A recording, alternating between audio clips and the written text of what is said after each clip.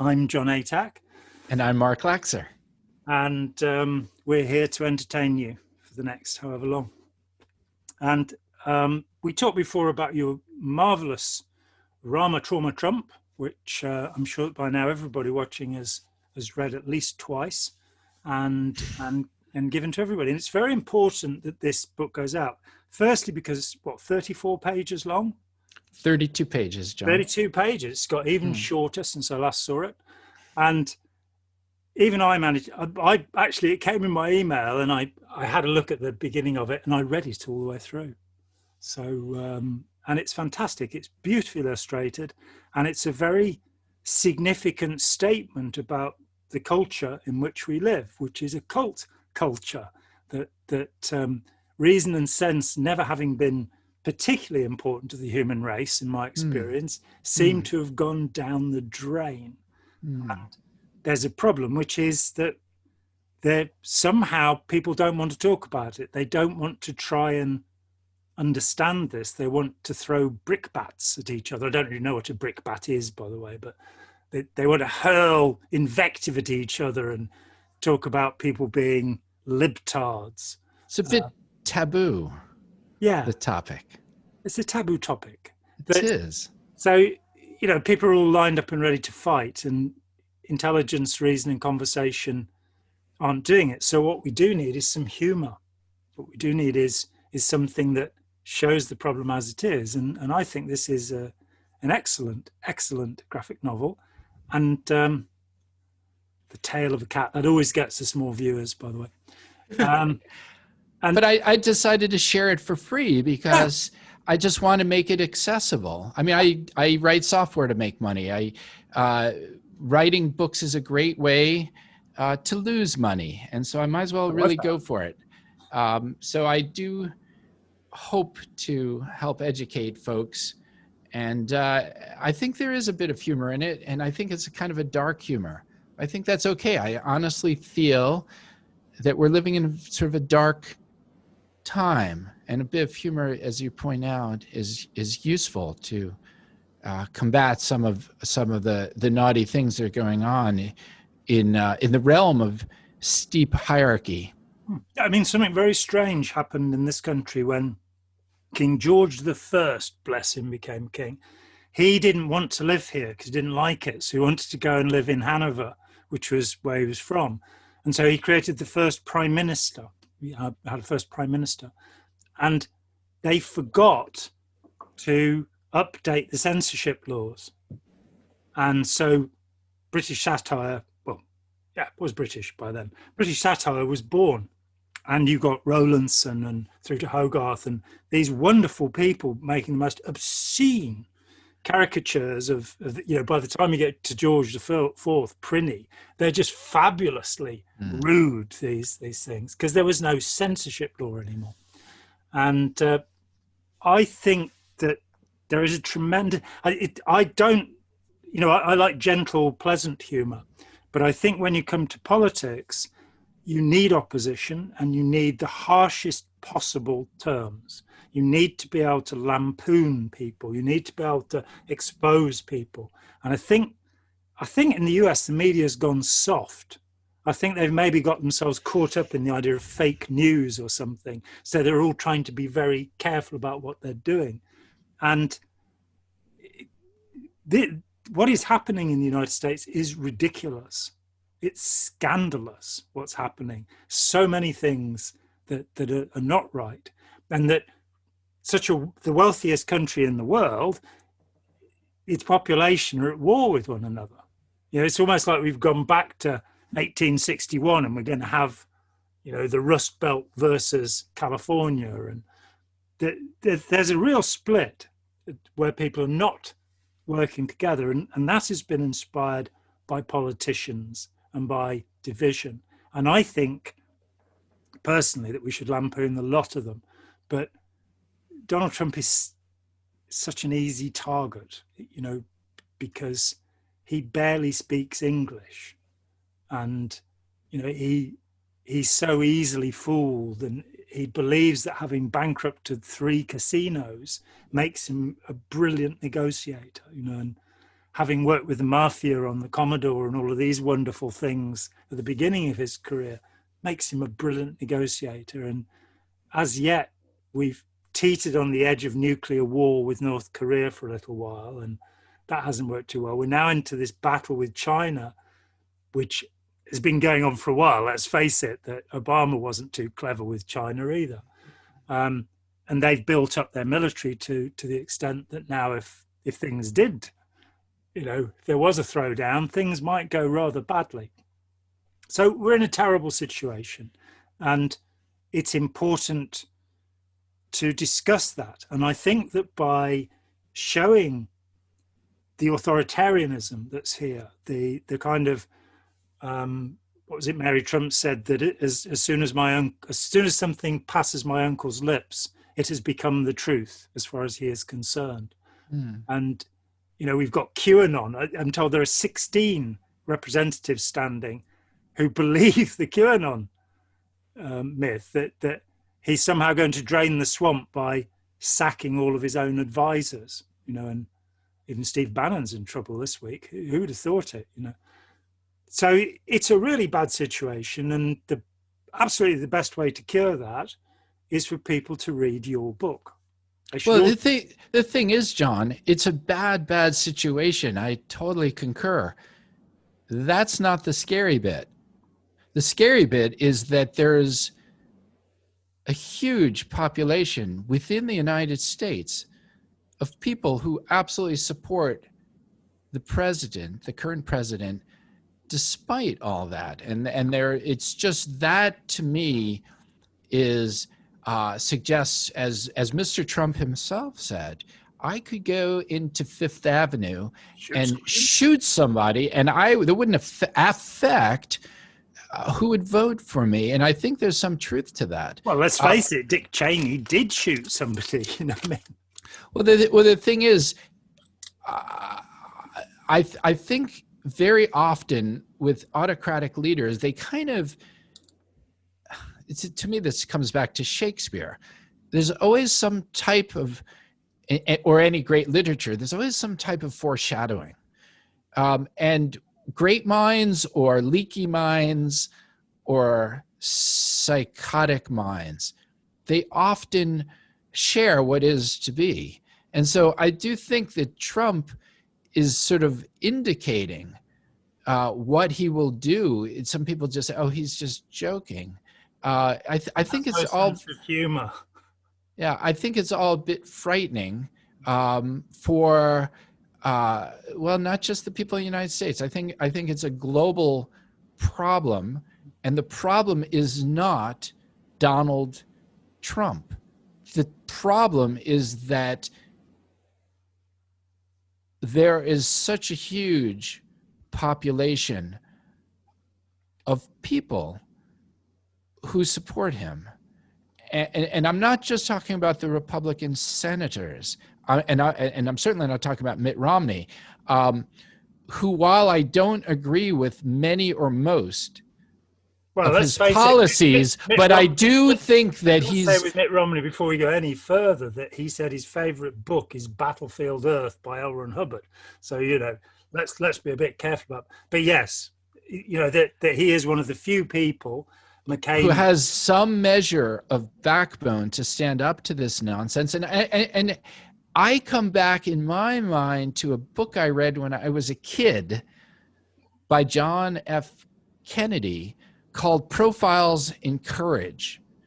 And to fight against bullies, to fight against autocratic rule, to fight for the concept of democracy, often I think you need some heroic people. And heroism could take the form of crossing the aisle and standing with people you normally don't stand with to hold the line. I'm not seeing a lot of that in the United States right now. There are some number of Republicans, like Project Lincoln people. They've been Republicans their entire lives, and they're taking on Trump. And I take my hats off to them. I don't always agree with them. Many times I don't. But I will stand with these people to take on this autocrat. I do think, maybe we discussed this in the past, but I've read this book, wonderful book by George Orwell called Homage to Catalonia, about the left not getting along. And therefore Franco could just walk over everybody. You and I, or you or I, might disagree with this or that or the other thing, or many things of each of the shades of the left. But if they can't get along at all, then... The problem was that you had an autocratic left. You had Stalinists in the left. You had Yes, and we do apologize for that. That was certainly not a good thing. And we're not any longer talking about, this notion of the left and the right. It's a very difficult notion. I don't think that there's very much that you could call communist or even socialist in the United States. And at the other hand, there's nothing you could call fascist either. So the problem is authoritarianism. The problem is, whether it be Stalin, Mao, Hitler, or whoever, people going along with something because it feels like the right thing to do. The groupthink, the kind of, I'm doing what the other people are doing. 45% of medical doctors in Germany joined the Nazi Party, and they euthanized 200,000 of their own patients for having spasticity or being deaf or what have you. That you can get a movement, and it's got nothing to do with how intelligent people are, because they will use their intelligence to buttress their stupidity. It's got to do with wanting to be told what to do and wanting to have slogans to shout at other people to give you a sense of self. And I think that's the problem. I mean, Eric Fromm said that was the problem, that people do not develop their own independence, their own opinions. And we have a society that doesn't want you to. The advertising agencies, the media, the politicians. A sense of self, and a sense as well, John, of certainty, where they're creating a world that it appears to be stable, and there's no chaos and there's no confusing. There's very little complexity and nuance to it. I think it's a lot easier to hold that worldview. It's sort of like, golly gosh, let's go to Disneyland, la, la, la, la, la. And a lot of the narratives that are being spun out there provide for that sort of platform. And you have sort of a more nuanced or complex, or yes, we accept people who are Black and Hispanics and Jews and Asians and Muslims. It's maybe for many people, it's just too much of the other, or too complex, or there's no certainty. If we just stick to my little small white community and keep everyone out, it may be easier. The only problem with that, one, is it's not humane, and two, it's not dealing with the real world. So if we want to be if we want to be kind to our neighbors, that's not a good approach. One, we certainly don't want to be racist or put anyone down. So there's this nasty hierarchy that people hold. Call it white nationalism, call it white supremacy, or call it what you will. But just from an economic point of view, if we want to be, we could talk about England or the United States, any type of world power, or have any economic might, or, we all have to work together. We have to trade. We have to work with people who don't look like us.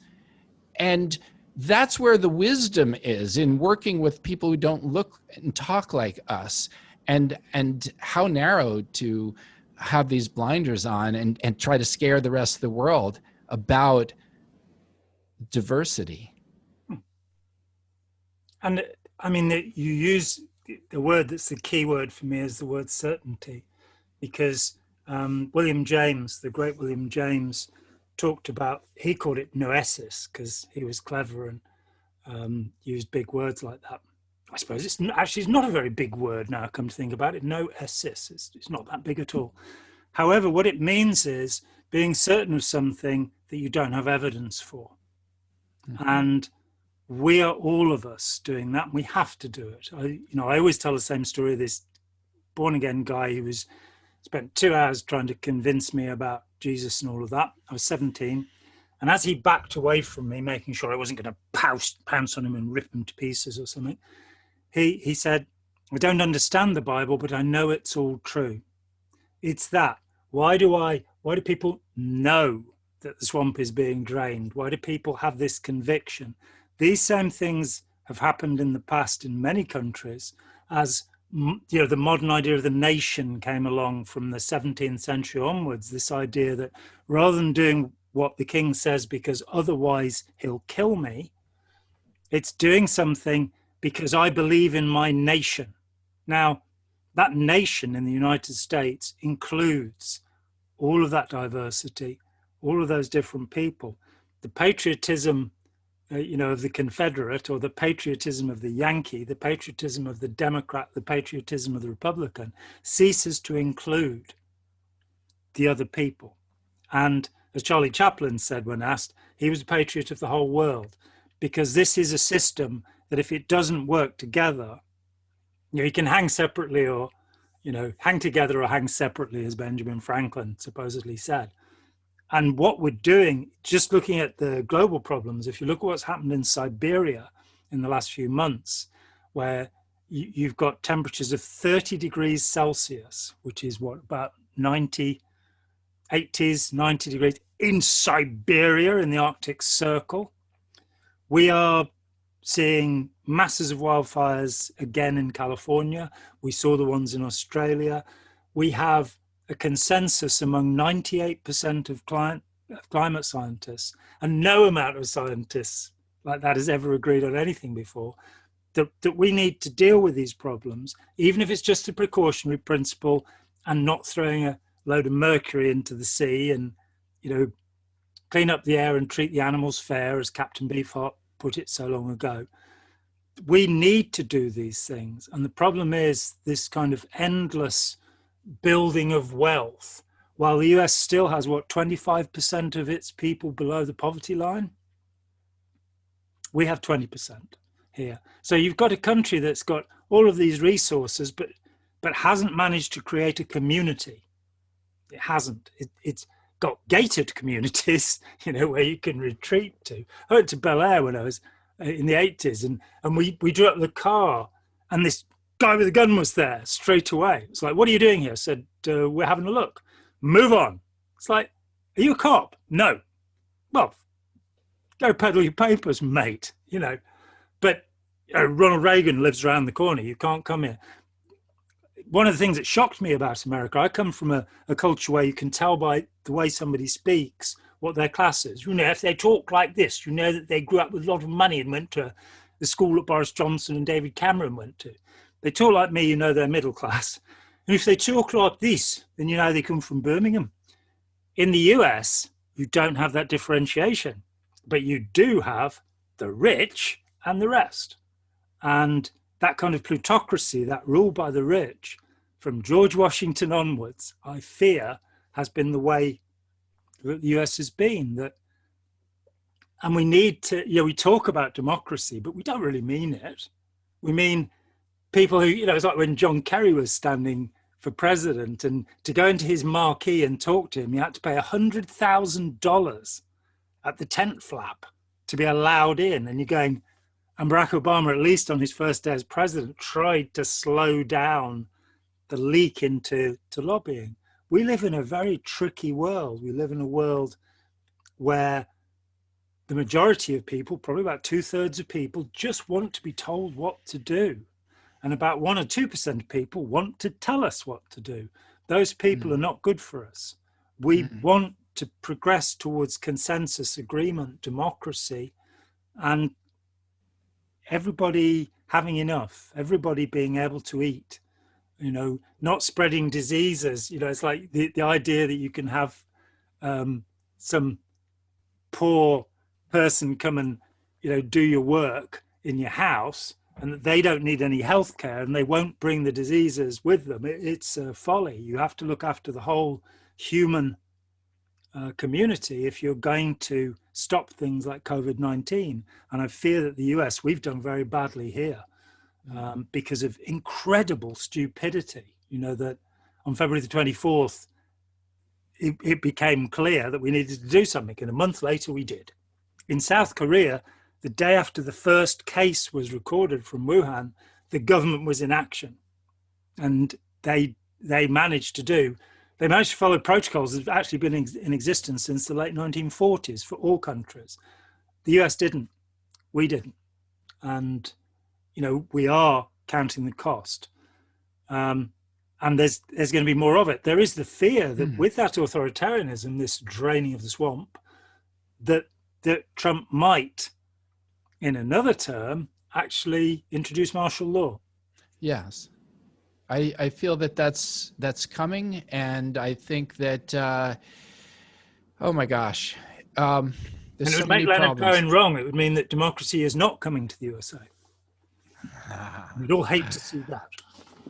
Yes, yes. Although Leonard Cohen did say that it's in the cracks where the light gets through. Mm. So I do have the sense, reflecting on what you're just saying, that there are people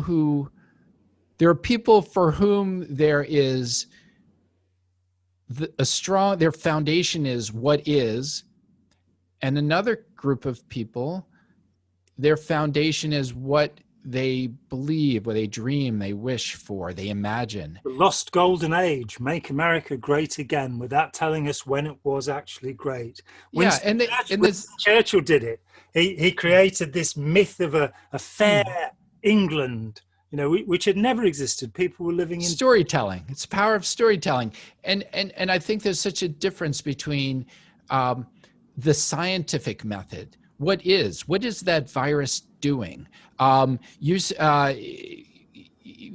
Putting in your body household detergents. What will that do to the virus? What will it do to your other organs? I mean, these are things that scientists would. Well, let's put some Ajax or bleach and start drinking it. I don't recommend it. We don't want to do that. But a scientist would test that out. That's looking at what is. Okay, the QAnon people are saying there's a ring of pedophiles and they're all at the pizza place and DuPont Circle, blah, blah. They hold all these stories. There is a difference between creating a story and creating something that's nonfiction. And I think there's a blurring of the line there, certainly by autocrats, because by doing that, you can, as an autocrat, by messing with people's sense of reality, by blurring that line between fiction and nonfiction, by gaslighting the people, saying one thing, you can get away with murder. And that's the history of the planet, really. Look at was it Ellsberg, the report on Vietnam, that pointed out that every president from Harry S. Truman onward had lied to the American people about Vietnam and what they were doing there, every one of them. And you get into this thing that the politicians are using spin doctors. And something curious happened around the time of the Clinton presidency. A guy called Philip Gould went over from New Labour, who were not in power here. And he sat through the whole campaign and he came back and instructed Tony Blair how to win an election by cheating, by saying the right things in the right places. Jimmy Carter got caught out doing it too, giving a speech that would go in that town because he hadn't realized they had TV now and they could broadcast it to the town where he'd said the opposite before. That this tendency of politicians to be dishonorable and dishonest so that they can get elected. And, rather than, and it's very difficult, to say, well, if I admit these things, I won't be elected. But we have, Tony Blair talked about transparency. That's a great word for you.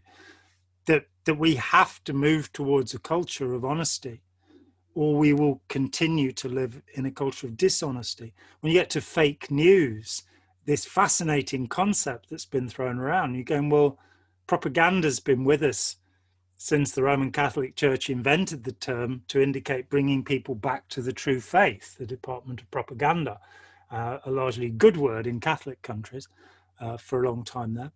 And that you get these techniques that are ways of bringing people over to your way of thinking. And curiously, at the time of the creation of the propaganda within the papacy in the 16th century, you also got the Jesuits who they're the people that take this thing out. And you get the spiritual exercises of Ignatius Loyola.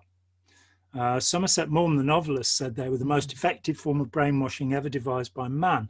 So you sit down with the Protestant and you say, we want you to imagine you get to hell and the flesh is dripping from your bones. You do all of this visualization of really nasty things.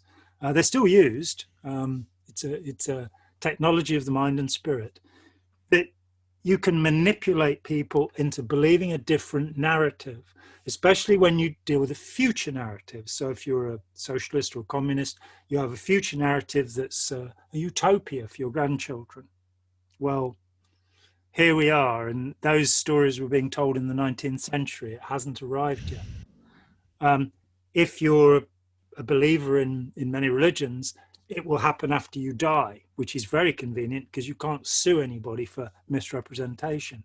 If you're a politician, it's a matter of getting the next 4 or 5 years. It's a matter of telling a story that will get you that.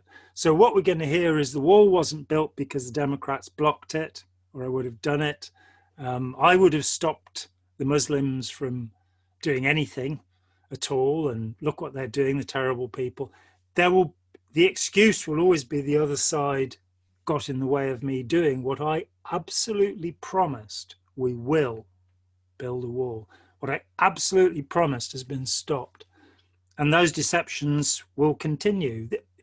There's also the fundamental deception, which is that politicians govern the world. And the reality is that the weather governs the world, that climate governs the world. And if you have a tsunami, you can have as many King Canutes as you want standing and ordering it to go back, but the death toll will get into the hundreds of thousands. If you have COVID-19, you can wreck the economy of the world. I mean, it's going to do more damage than all those hedge funds, Lehman Brothers and Goldman Sachs, the awful things they did. And those people are none of them in prison. The guy who ran Lehman Sachs, who said that there's video of him talking about how he wants to rip people's hearts out while they're still breathing, and it's like, okay, to sell them things, to sell them worthless subprimes. He's running another hedge fund now. Nobody ever tracked him down. So we've got this tremendous corruption, which neither Democrats nor Republicans have done anything about. We've got a swamp and it's not being drained. We've got so many politicians who belong to fraternities or sororities who are in these little cult groups that have moved on from university. There is so much that's wrong. But the main thing that's wrong is people not figuring it out for themselves and not having the tools to figure it out for themselves. In the 1930s, there was a group called the Institute for Propaganda Analysis. And in 1938, you can go on Wikipedia, there it is, Institute of Propaganda Analysis. And they put, I think it's 8 points by which you can assess whether you're being told bullshit or not. And the first of them is glittering generalities. We'll all be happy. I think everybody will be very happy with this, which is a phrase that Donald Trump's been using at the end of his interviews since he was about 22. I think everybody will be very happy with what we've done here. Possibly the people who've been excluded won't be, but you offer a glittering generality. You say, it'll all be wonderful, it'll all be great. It'll be a 1,000-year Reich, and everybody will be happy when we've destroyed the infidel or whoever's in the way. The first thing that the US government did after Pearl Harbor pretty much was to close the Institute for Propaganda Analysis, and it's never reopened. So we live in a world where information is corrupted, where people feel that they can't work out what to do, and so they believe in chemtrails, or they believe in a flat earth, or they believe in a great conspiracy of the Illuminati. We've had this week Plandemic was released, and I must admit I haven't watched it, which explains that Bill Gates is going to vaccinate people until there are only 500 million people left. And what is, to me, astonishingly scary about this is I have intelligent friends who believe this. It's not stupidity that we're dealing with here. It's difficulty in finding the evidence and entrusting the sources for evidence. That, as you say, the story has crossed over and we are living in a fictional world,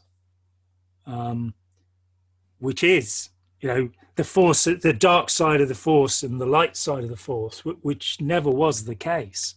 Life is so much more complicated than those 50 shades of grey as well. And it's, you use the word humanity. That, I think that's the most important word. That what are we can only survive as a whole people.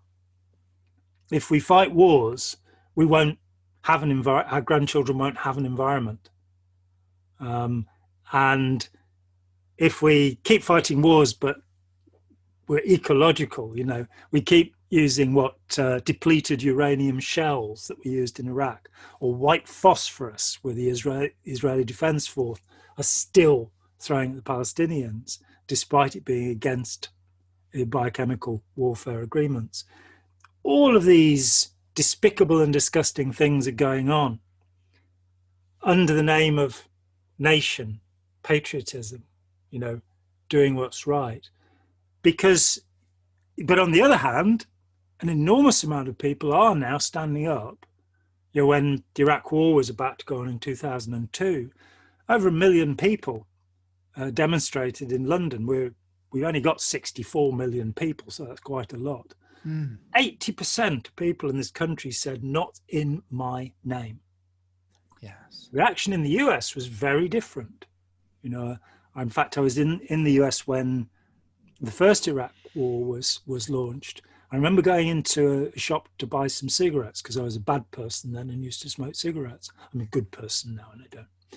And there was this huge guy behind the thing with a gun on the wall behind him, which we don't see very much in this country. That's not considered a good way of doing business, having a shotgun on the wall. In fact, you'll be arrested for it. And I'd bought my pack of cigarettes and he said, "What do you think about this thing in Iraq?" And luckily I was with a journalist friend who was able to mince words. And so while I was trying to work out what to say, he said, "I think we should bomb those effers flat." And I sort of thought, the cradle of civilization between the two rivers, Mesopotamia, this is where our civilization came from. Sumeria, Babylon, into Egypt, India, China. Why should we bomb it flat? That's the bit I'm not understanding. That somebody should have such a conviction, such a certainty about killing hundreds of thousands of people who had absolutely nothing to do with 9/11. They just happened to be in a part of the world that's foreign. And, while Saudi Arabia, which did have quite a lot to do with it, is still trading as a business partner, let's sell it, lots of billions of dollars worth of weapons to go and get the Yemenis because we don't like them. This bizarre lack of understanding of the world we're in, and the decision not to understand. That's the thing that frightens me. That even, I have a friend with an honours degree in science who believes that the Illuminati are vaccinating people to wipe them out. And, there's no conversation I can have with him these many years that will say David Icke is a nutcase, Right. who took a lot of ayahuasca, as he's admitted, and believed that our queen was a transdimensional lizard. Yes. So maybe the trick is to love those people and be friends with them, but it may be that that it's really hard to reach them. And maybe, I don't know what your thoughts are about that. I have a very dear friend who is in that camp. And frankly, I could spend hours and hours. This dear friend of mine would, I'm sure, love to argue it and go on ad infinitum. And Hillary's doing this and Hillary's doing that and the email server.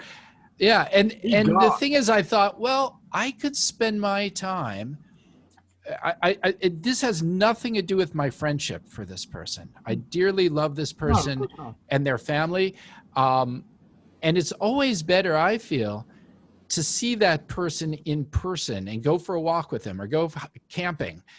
Don't just go on Facebook and say nasty things, because then the friendships immediately dissolve in hatred and division.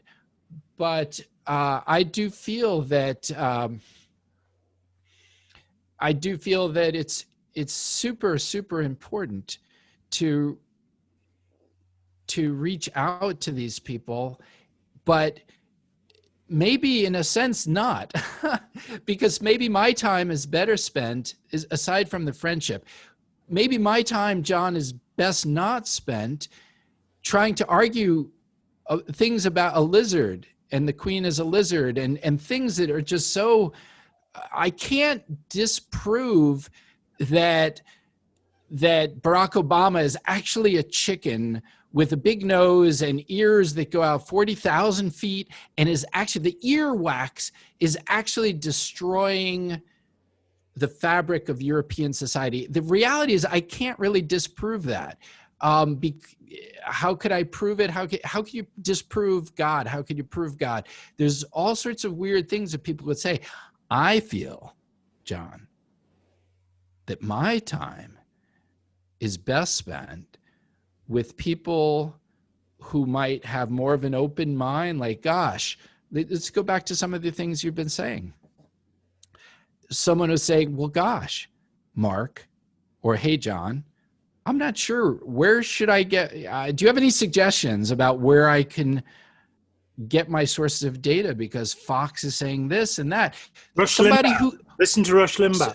But the thing is, somebody who is willing to have a conversation like that, I feel like, hey, go read John's books, Opening Minds or whatever, or read Mark Laxer's Rama Trauma Trump. I'm not saying follow me. I'm not looking for followers. You're not looking for followers. It's just we're trying to provide alternate, diverse narratives in society. And I think that's healthy. And for the people who are absolutely convinced, and every time you say something, they're like, that proves it, you're a lizard. Or, it's like I don't know if it's the QAnon people. I've had some dear friends unfriend me on Facebook. And I think I love them dearly. I'm saying that sincerely. Mm-hmm. They are seriously in my heart, but I think they're QAnon followers. Great. They're seeing stuff that isn't there in the physical realm. You were talking a little bit about Somerset Maugham before, John, one of my favorite authors, Razor's Edge, must-read book. And the Razor's Edge is walking a fine line between the spiritual and the mundane. And how do you navigate that? Well, if you go, and that's what the book is about, is trying to find that balance and falling and then picking yourself back up again, and community around that journey. That's why the book is so great. It's also a very, very beautiful movie. Because it's so powerful, because we're all on that journey. We're all walking the razor's edge. The only thing is, as we walk it, if we go too far one way or the other, then things in personal lives, things in society get so unbalanced. And that is my concern about President Trump, for example. These things are so out of balance. He's just saying things that are, it's not in physical measurable reality. He's doing that many times a day, and he thinks, like a cult leader, that just by saying something, I am a chicken and I can fly through the air and I have big wings and my nose, whatever he says, he seems to believe. Without knowing that chickens can't in fact fly.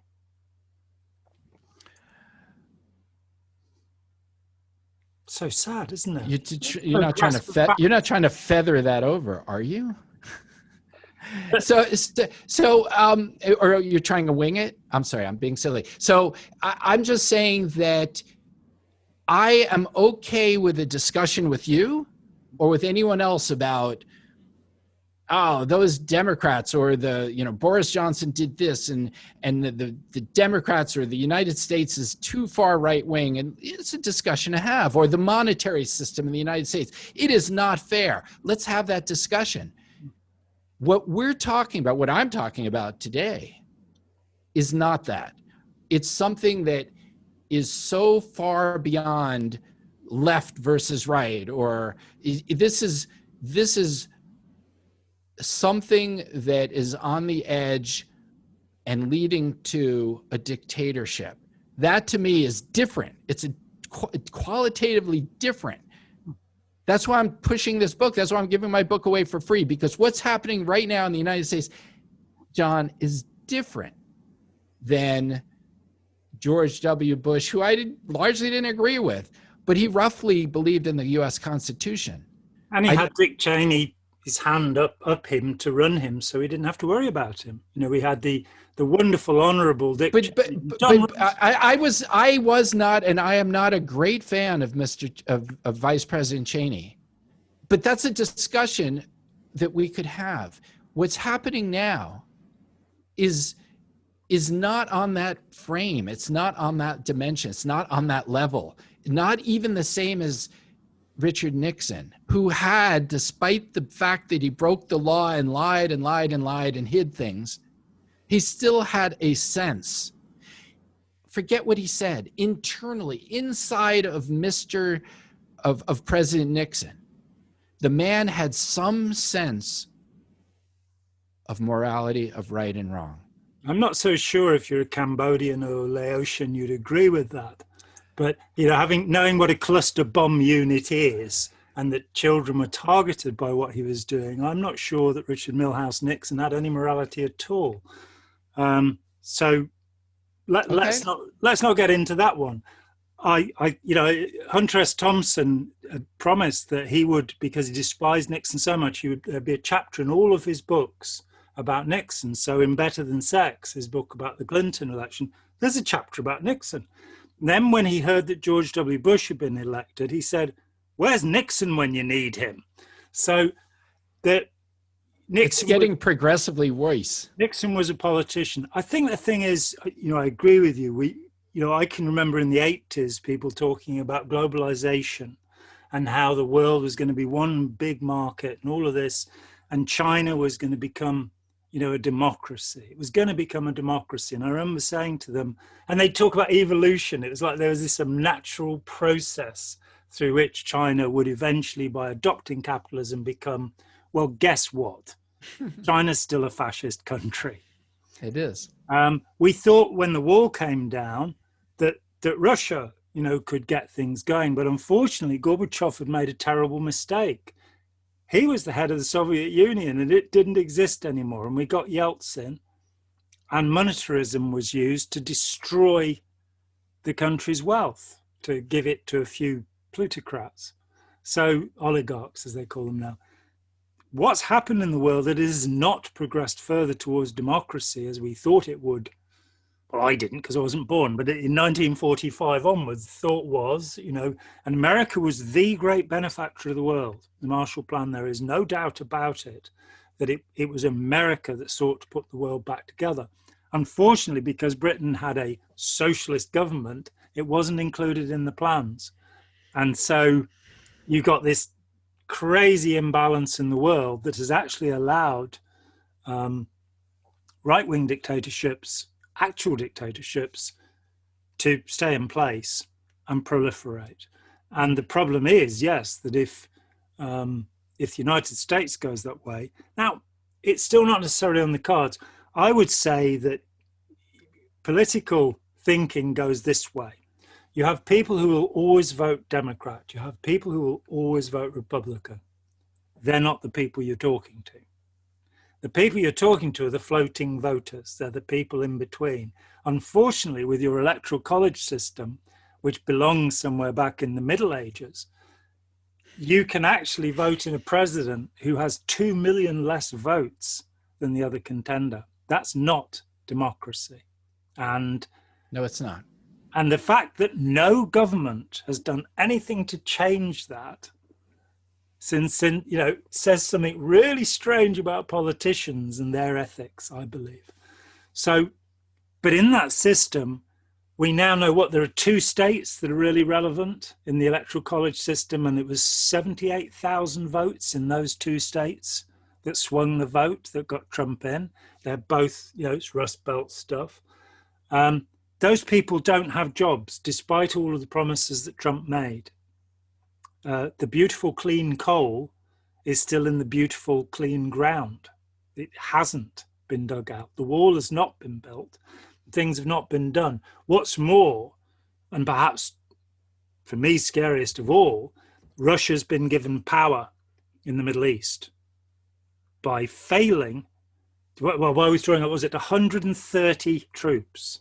So the Kurds, who were holding it all together, then had to release tens of thousands of Daesh, ISIS prisoners, after all of that work, back into the wild.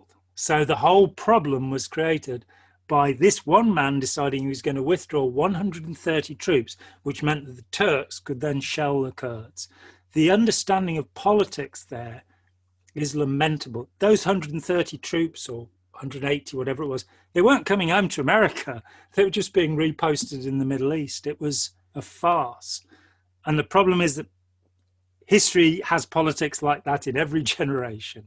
The incompetence of politicians and military leaders is legion. It's not just the charge of the Light Brigade where you charge 600 men into the face of the artillery. 2 of those men, by the way, were not armed because they'd been rude the day before, and so their officer had decided better they didn't have any guns or swords. So that'd be useful, wouldn't it? We're just going to ride into battle and we'll slap them if we don't like the look of them. People can be incredibly stupid, and we've seen chaos and catastrophe. World War I, a fight between this family of Queen Victoria that blows up into the greatest tragedy the world had seen up until that time, for no reason whatsoever, to achieve absolutely nothing. We see this stupidity and we see how bad it can become, and it doesn't take a lot. But the people who have to be appealed to are the floating voters.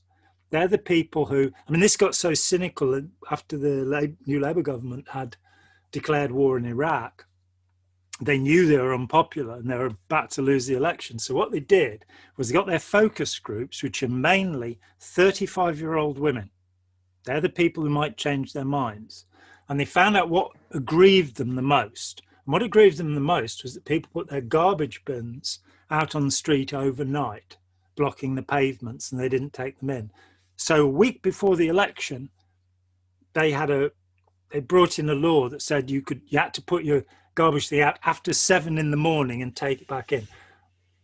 My niece happens to run one of the local councils, and on being questioned, she said no council in Britain has enforced this law. So you start getting this politics that's about the short-termism, about getting us back into power. Well, how do we appeal to those people in the middle? We're not going to get the hardcore Trump voters. They've decided. I had a friend who told me before the election, the last election, that Hillary Clinton had been involved in 14 murders, and he could prove it. He had the evidence to prove that she'd been directly involved in 14 murders. The day after he was elected, or 2 days after he was elected, Trump, when asked if he would put a special prosecutor there for crooked Hillary, his response, and I remember it, I think, word for word, was, the Clintons are good people. That was how much that aspect of his campaign mattered, that he'd managed to convince his followers that the Clintons were guilty of murder. And yet, it was not important enough to prosecute them for murder. And there's a little bit of a problem there. A man whose morality is such that he's either A, lying his head off, or B, doesn't believe that people should be prosecuted for murder. So how do you get to the people who are still thinking? You know, there's no way that what we're doing with your book, with your books and Steve Hassan's books and maybe one or two of my books and thousands of other books, including George Orwell's books, and through educating. I actually think we should start our own destructive cult. No, I'm just kidding. We'll call it John Anon. But I really think that it's a long, to hold a democracy is a long, difficult challenge. We haven't even started. We haven't even started creating democracy. I've been very taken by virtual Taiwan, because the question is always, how do you get these divisions sorted out? You don't want this, you know, after Brexit, this country is now in opposition. It never was before. It's not about being this political colour or that political colour. It's like, do you agree with Brexit or not? And, you know, you can go and have a punch up in the parking lot if you don't. In the US, the same thing, that it's about Hillary Clinton still, who's not actually a contender, and Donald Trump. And the idea is, well, if Hillary had taken over, it would have been much worse. And it's like, I don't have anything for any of this. Neoconservatives, neoliberals, they believe in absolutely crazy philosophers. You know, the standards movement in schools, which comes from both the Republicans and the Democrats. We look at education collapsing in the United States. We look at this whole, and you go and look at the PISA tables that are made every 2 years of all schools in like 180 countries or something. And every 2 years, Finland, Sweden, Shanghai, actually, they're at the top there. The US is like number 40 in the world. You gave it all that money. They got some of the best universities, but the high school system is appalling. And you look at a significant, simple difference between Finland and the US. In a Finnish school, you start going when you're 5. You'll start learning to read and write when you're 7, not 5. And their literacy rates are higher. But you will take one examination in all of your school years. They don't do this SATs thing. They don't do this scaring the heck out of you. And this point that, I mean, there's a wonderful episode of The Wire where the kids are learning the answers to the SATs. They're learning to memorize. I've just had 2 kids go through secondary school here. It's the same. I have heard the expression jumping through hoops so many times. You have to go to school not to get an education, but to jump through hoops so you can get a degree, which is the hoop you jump through to do a master's, which is the hoop you jump through so you can finally get an education on your doctorate. That the system's just, it's all about numbers and statistics and, you know, things have gone fundamentally wrong. So there is a problem that goes well beyond Trump. We don't need we don't need a dictator, but we do need a conversation about politics. Virtual Taiwan, what they've done is they've said, and they have the first transgender government minister in the world, by the way, and she put forward this view that as we now have everything online, if there were disagreements, people would talk about it. And so they talked about electric scooters, and half the people said they were okay and half the people said they weren't. So they had a conversation about what we might do about it. And through that conversation, it came out that if people wore protective equipment while riding them, helmets, and if there was a speed limit and there was specific, that you got a supermajority. 2/3 of the people were willing to do this. We at the moment have elective dictatorships. Once they're in power, they decide what to do. And we need a lot more democracy. We need a lot more. We have a government minister called Michael Gove, who, when re-rigging our educational system, said, we've all had enough of experts. And his idea was that we'd have all examinations. What the teachers thought about their pupils was irrelevant now, that you just have exams and lots of exams. Now, there was a culture that did this once. It was the Mandarin culture in China. If you could quote the Confucian Analects then you could become a civil servant, no matter, what your background was. You would have to read and write, of course, so your background did become somewhat relevant. But this idea, it's sort of like saying, well, if you can quote the names of the people who've won the significant golf tournaments for the last 20 years, we'll make you a government minister. Rather than people who are competent and have shown that they can do things and have shown, I'm not necessarily willing to love people, you used that word before, but to care about people. Well, I think we've discussed many problems in society and societies. I think maybe a good place to start is through education, help setting up little fact-checking stations, if you will, in society for young people, for middle-aged people, for older people. I think, which is happening. Yeah, and it may be sort of a grassroots sort of thing. I don't think we should look to, whether that's Joe Biden or Kamala Harris or Donald Trump, or certainly not Donald Trump, or Mike Pence. I don't think we should look to Boris Johnson and so forth for guidance and for support. I think it's got to come from the people, and people who are listening. Maybe a few people are listening to this. We can work together and build a society from the bottom up, where the getting back to the razor's edge, where the spirit and belief and hope and dreams, it's all respected, but it's kind of balanced with in the great state in the United States called Missouri. It's called the show me state. It's like, oh yeah, really? Show me.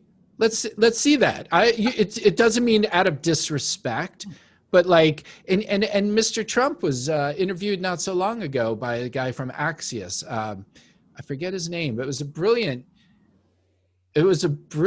interview, because this journalist pushed back during real time. Donald's not used to that. No. And it's sort of, you could say, oh, that's disrespectful, but guess what? That's what journalists are supposed to do. They're supposed to be the voice of the people, where you're saying, oh, you're speaking to power and saying, oh yeah?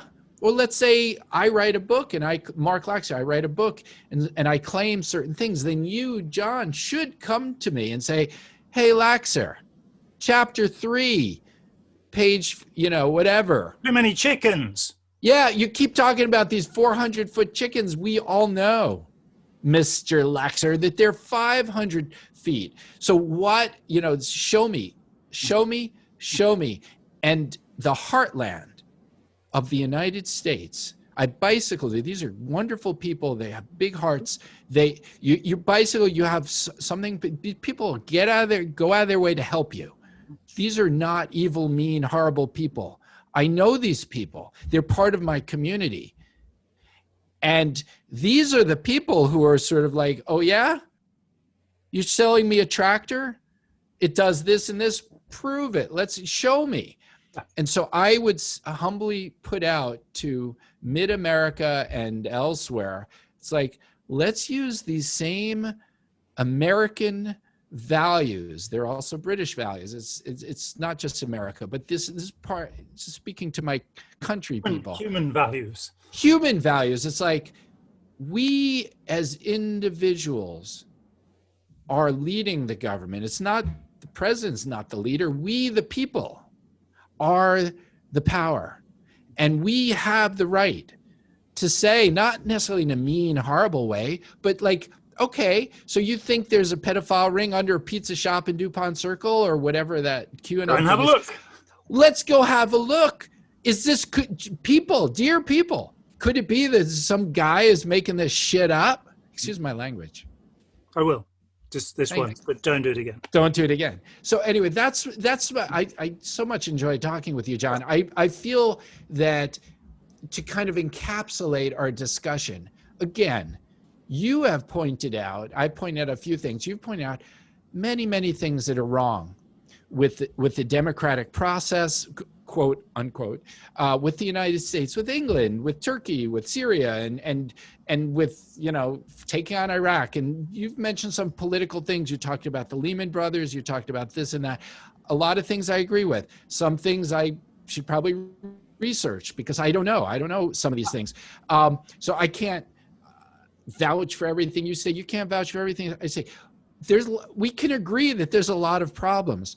I honestly feel that in my country, a great place to start is to like, all right, people, let's reset this. Let's stop hating everybody. And let's ask each person, Democrat and Republican and Libertarian and the Green Party and this person, that person. Oh yeah? Show me. Show me. Yeah. I mean, my great friend Ira Chalef has written 2 excellent books. One of them is called Intelligent Disobedience, which is basically being able to assert yourself from childhood up and say, show me. And the other is Courageous Followership, which is something he's been talking about for decades now. Right. And that we matter, all of us matter, and we have a voice, and we should be working towards consensus and agreement, not towards dissent. You know, so having authority and allowing people to have authority over us is not what the founding fathers meant. They didn't mean they said that George III, we don't like him, you know, we're not drinking his tea, we're going to throw it in the harbour, you know, and that spirit should persist, that it's being able to question things and say, what do we do? Anyway, right. I think this has been a very productive discussion. Was there something you wanted to say there, wasn't it? I simply wanted to reiterate what you just said in a slightly different way, referring to King George III and the tea and the harbor in Boston Harbor. And to follow blindly, just because someone said it, not only is not what the founding people were saying we should do, it's also not cool. But it's not why Americans drink coffee instead of tea.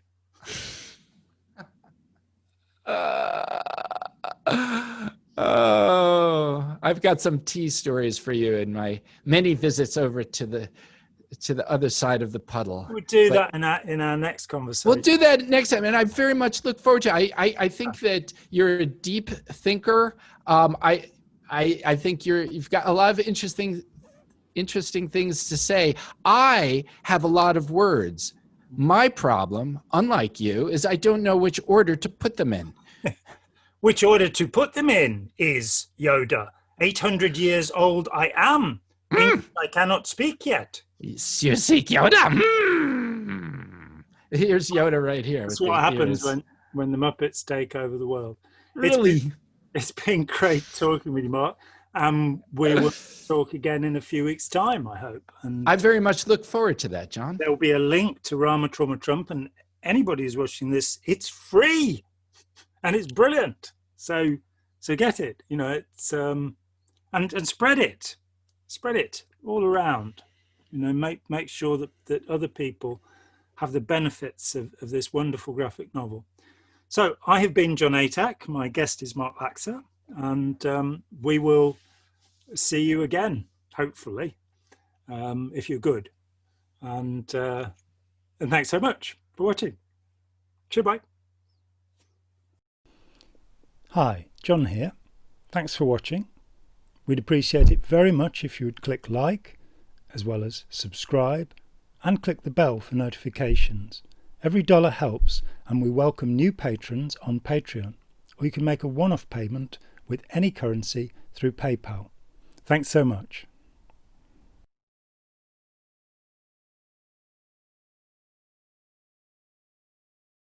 You seek Yoda.